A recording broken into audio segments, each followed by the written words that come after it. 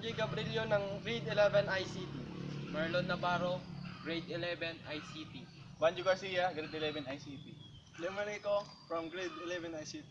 Jericho Garcia from Grade 11 ICT. Rostan Eco from Grade 11 ICT.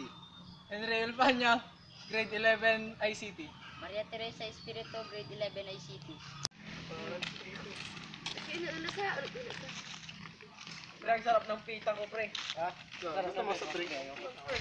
Oo. Ang lobot mo kagad eh. Mayaan mo na lang yan, bro. Wala namang tao dito, ko na lang itapon ito. Post. Ba't kayo nagtatapon ng basura dito? Alam niyo ba na nakakasira yan sa kalikasan natin? Kaya pag minsan, nababarado yung mga ilog kasi inaagos yung tinatapon yung basura. Kaya yun, doon na nasisira yung kalikasan.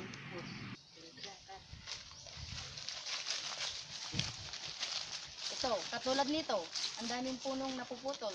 Wala nang sisip-sip ng tubig pag nababaha. Kaya pag minsan, yung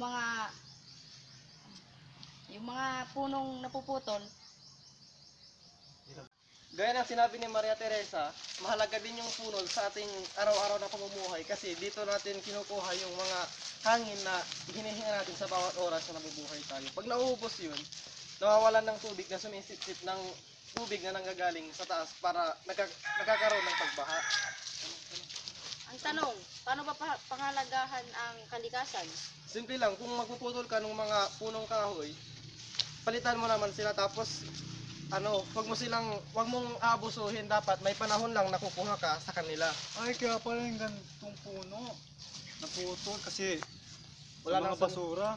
Wala nang sumisip-sip ng Oo tubig nga. na pumapagsak galing sa langit. Dapat pala nga ganun So, pala.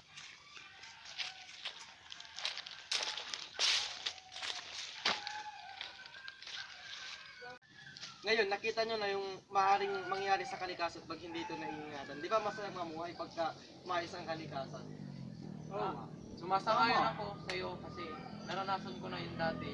Tulad dun sa amin, nagkabaha kasi yung mga kanal namin nagbabarado kasi maraming mga residente dun sa amin na tapon dito ng basura, tapon dyan.